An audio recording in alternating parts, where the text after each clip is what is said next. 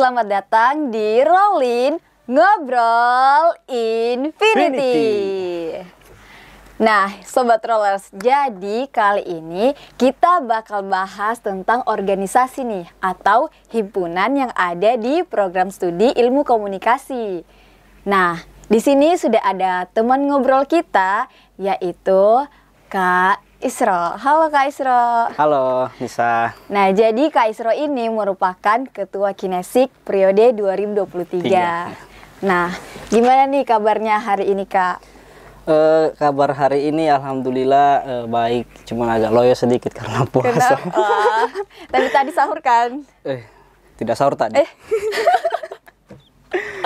Oke, jadi kesibukannya sekarang apa Kak?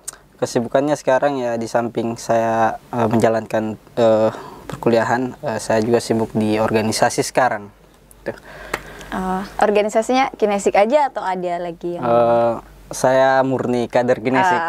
Tidak ada yang kan lain. Ketua Kinesik ya? Oke, nah jadi kita bakal bahas tentang Kinesik. Pasti Sobat Rollers belum tahu nih Kinesik tuh apa sih, soalnya namanya aja udah berbeda nih dengan himpunan lainnya. Oke. Nah, Kinesik itu apa sih sebenarnya Kak? Kinesik atau Komunitas Intelektual Mahasiswa Ilmu Komunikasi itu merupakan wadah bagi mahasiswa ilmu komunikasi untuk beraspirasi dan berkarya baik dalam lingkup internal maupun eksternal kampus, serta meningkatkan kegiatan keorganisasian bagi mahasiswa. Itu dia. Terus secara falsafah, Kinesik itu diambil dari bahasa yang dikemukakan oleh Ray Bernstein kalau tidak salah, itu tentang komunikasi nonverbal, yang berarti bahwa kinesik merupakan sebuah mimik wajah, gerak tubuh, serta sikap tubuh, yang berarti bahwasanya mahasiswa ilmu komunikasi itu harus selalu bergerak, berpikir kreatif, serta menjunjung tinggi nilai kejujuran dan etika. Oke. Nah, Kinesik itu kepanjangan dari Komunitas Intelektual Mahasiswa Ilmu Komunikasi kan. Nah, Kinesik ini tempat mahasiswa untuk berkarya dan beraspirasi tepatnya. Iya. Nah, proses-proses untuk masuk ke Kinesik itu ada apa aja Kak? Kayak pengkaderan Kak atau apa? Oke. Kita bicara soal ini tahapan masuknya di Kinesik ya. Sebenarnya tidak simpel, tidak ribet-ribet sekali. Itu ada 4 tahap. Yang pertama itu teman-teman tentunya harus mengikuti PMPS, penerimaan mahasiswa program studi. Setelah dari PMPS, teman-teman mengikuti aktualisasi atau biasa kita sebut sekarang itu camp. Terus setelah camp itu teman-teman harus mengikuti LDK. Setelah LDK yang terakhir itu inaugurasi. Gitu. LDK. Tidak rumit-rumit sekali. Jadi cuma 4 tahap sebenarnya. Gitu. Nah, apakah ada nih kayak pengkaderan yang biasanya dilakukan di organisasi, misalnya dari fisik atau apa, atau cuman mental aja gitu, gimana? Pertama saya perlu tegaskan, ini sepertinya untuk menyangkut semua teman-teman yang ada di luar sana. Semua lembaga itu pasti mengutamakan di proses kadernya itu tentang bagaimana teman-teman itu dilatih secara mental. Fisik itu saya secara pribadi sebagai ketua itu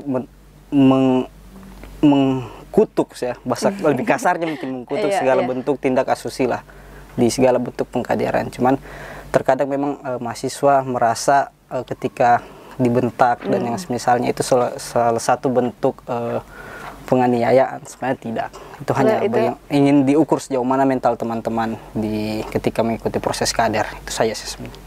Oke. Nah, tadi inaugurasi yang terakhir ya? Inaugurasi yang terakhir. Ya.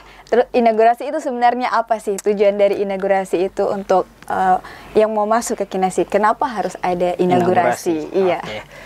Pada dasarnya di Kinesik kita lebih menitik beratkan pada mahasiswa dalam kemampuan mereka dalam menciptakan karya. Jadi yang pertama di camp itu teman-teman dituntut untuk bisa menghasilkan karya. Setelah dari situ teman-teman bakal dievaluasi. Nah, evaluasinya di mana? Di inaugurasi. Jadi inaugurasi merupakan follow up dari aktualisasi tadi, yang mana teman-teman ingin diukur setelah mengikuti camp tahap awal mereka melakukan karya. menginjak tahap selanjutnya di inaugurasi itu mereka harus ada perkembangan secara signifikan mengenai karya yang mereka buat seperti itu. Oh, oke.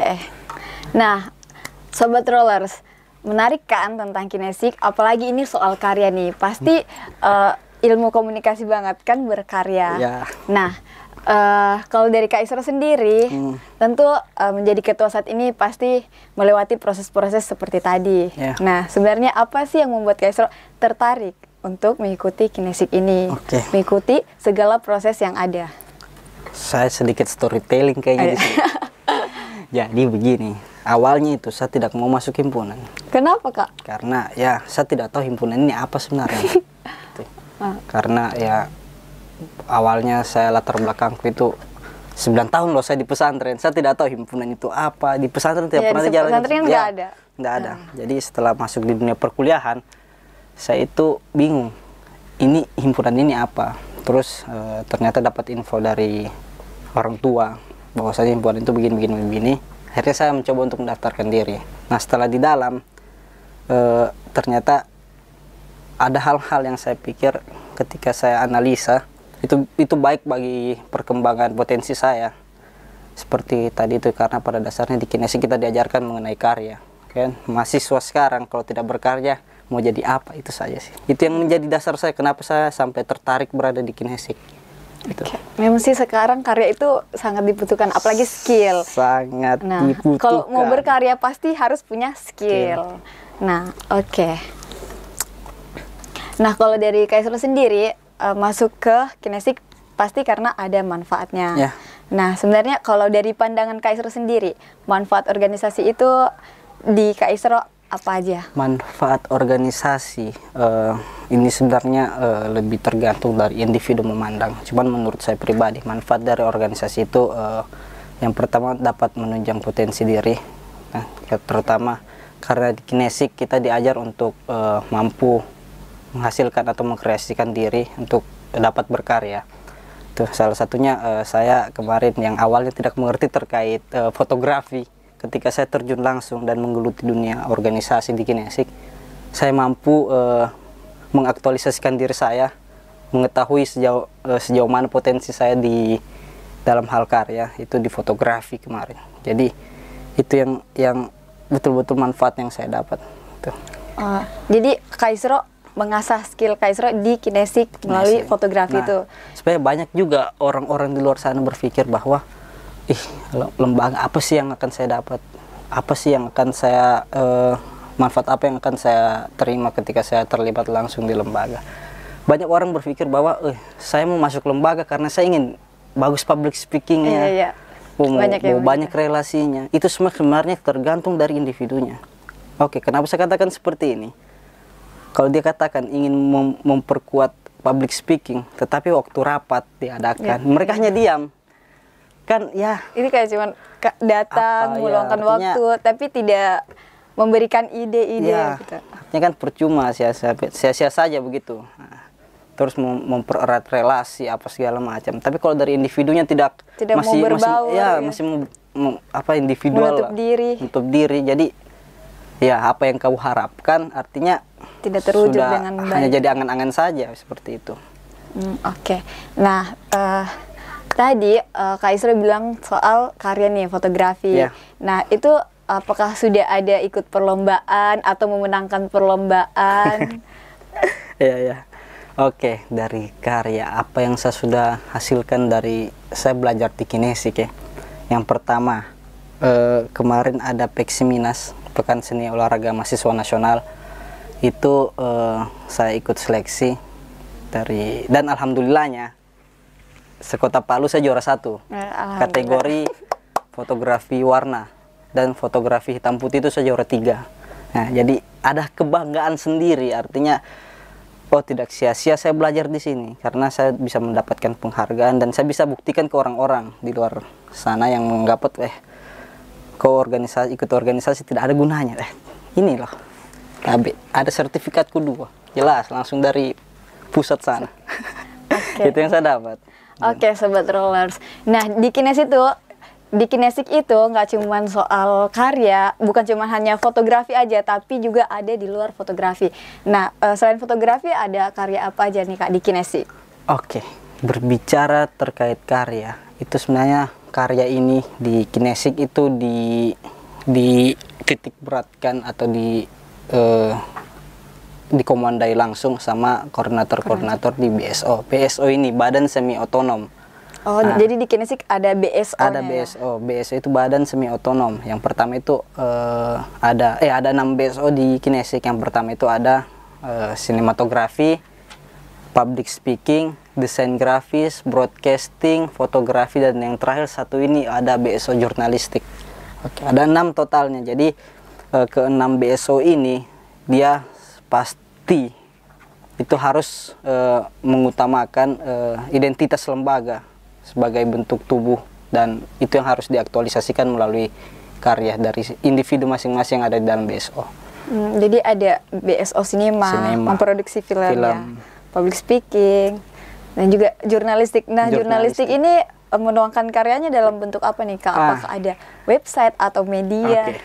Jadi begini, jurnalistik ini sebelumnya, sebelum periode 2023 ini, itu